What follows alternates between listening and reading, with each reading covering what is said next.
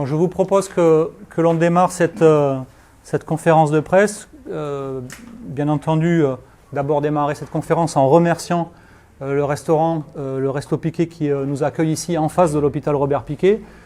Remercier les gens qui sont à mes côtés et qui sont candidats aux élections municipales et qui sont les seuls sur ces élections municipales, en tout cas sur les communes qui concernent ma circonscription, à savoir Talence, Bègles et Villeneuve-d'Ornon, à soutenir la position que je soutiens, à savoir le maintien d'un hôpital public sur le site de Robert Piquet.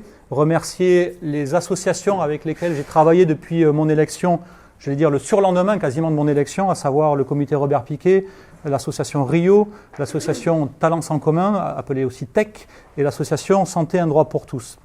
Et puis remercier bien sûr mon équipe parlementaire, parce que je n'ai pas un cabinet d'expertise, ni plusieurs, qui permettent de fournir des dossiers de cette épaisseur-là, mais un dossier peut-être plus concis, qui est une proposition politique que je fais pour l'avenir. Merci à l'équipe de s'être mobilisée à mes côtés pour vous proposer ce document et cette analyse. Cette analyse est là en plusieurs points. Je vais commencer par la première, qui pour moi est essentielle. C'est la fragilité financière du projet Baya tel qu'il est aujourd'hui conduit, avec un montage qui a été qualifié d'opaque et d'hasardeux par la commissaire enquêtrice au printemps dernier. En effet, cette commissaire enquêtrice a soulevé que la maison de santé protestante Bagatelle, qui est porteuse du projet Baya, a une dette à hauteur de 18,6 millions d'euros.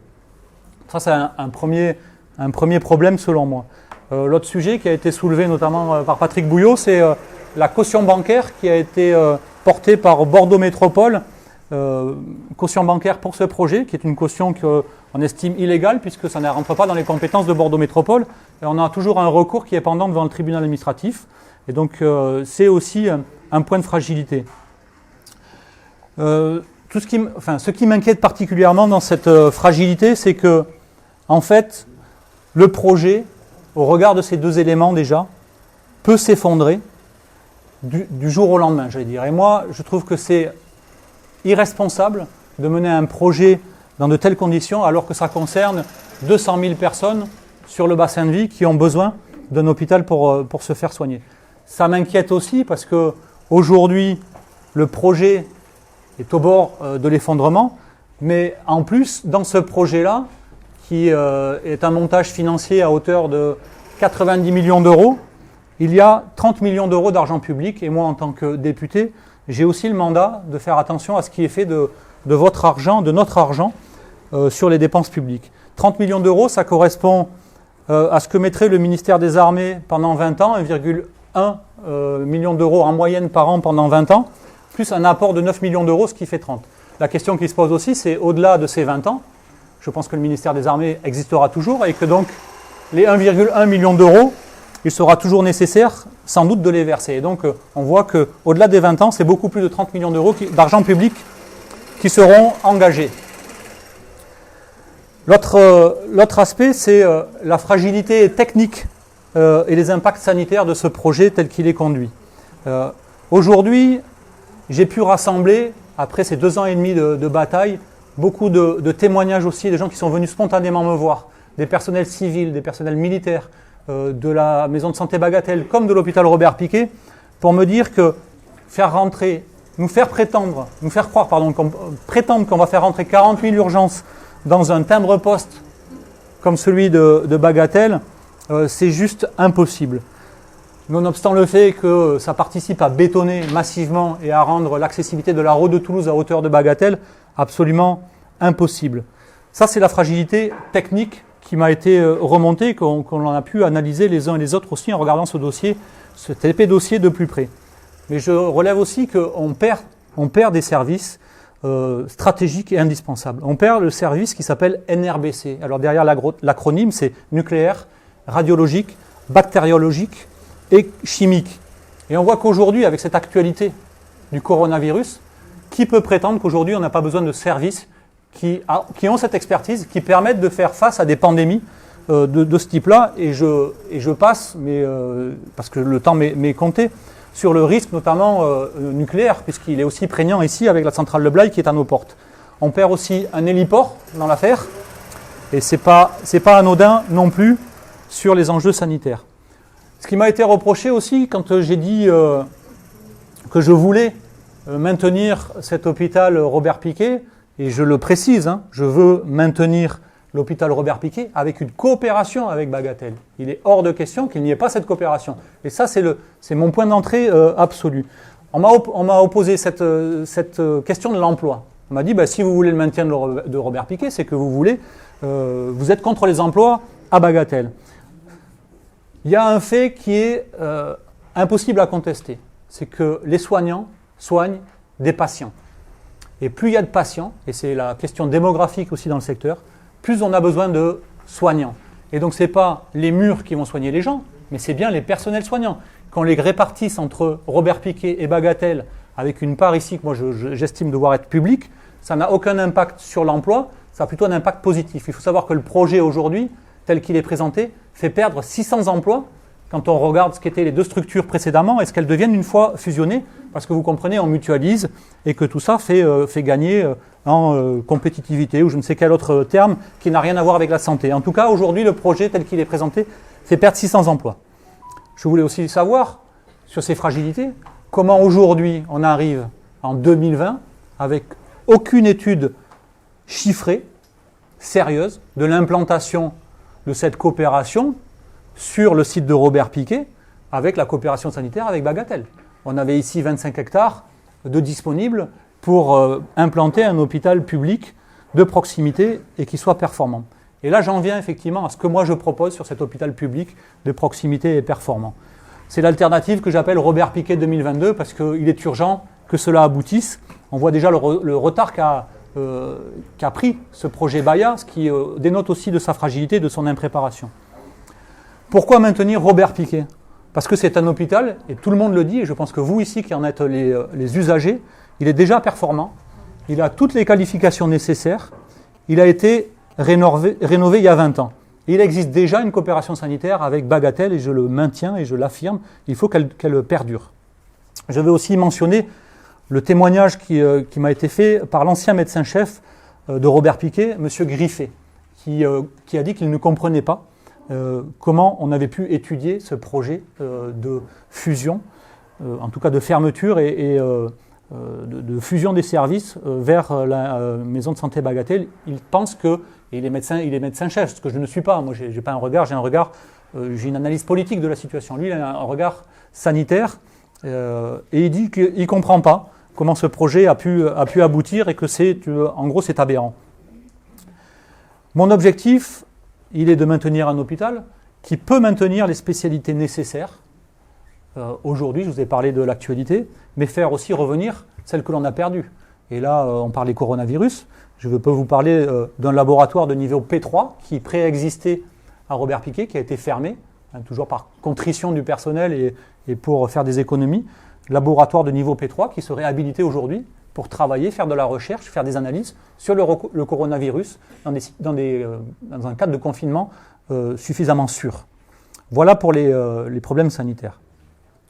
Ce que je dis sur ma proposition, qui est une proposition politique, j'essaie de vous proposer une alternative, c'est qu'elle repose sur des éléments assez simples. C'est que finalement, moi je dis, il s'agit, si le ministère des Armées veut se désengager, il s'agit uniquement d'un transfert d'une ligne comptable entre deux ministères, celui des armées vers celui de la santé, et cela ne vous coûte rien, cela ne nous coûte rien.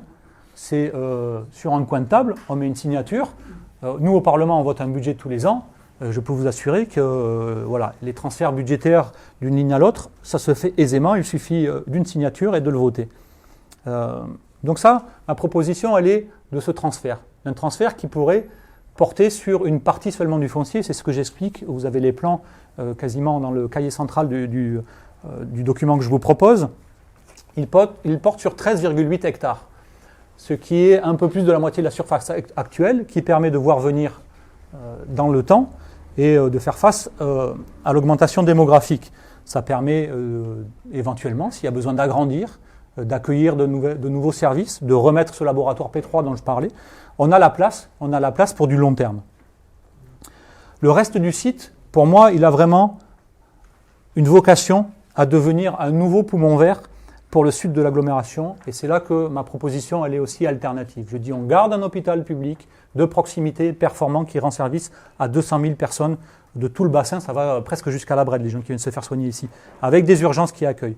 Et le reste du site, ça nous libère plus de 10 hectares, 10,7 hectares exactement, pour installer un parc boisé d'un peu plus de 7 hectares, mais pour également faire une zone que j'ai appelée un petit peu une zone de transition, de communication entre le parc boisé et puis l'hôpital, avec des jardins partagés au service du lien social, qui permettrait aussi aux personnes qui sont soignées, peut-être à Robert-Picqué, qui sont en convalescence, d'avoir accès à des activités douces.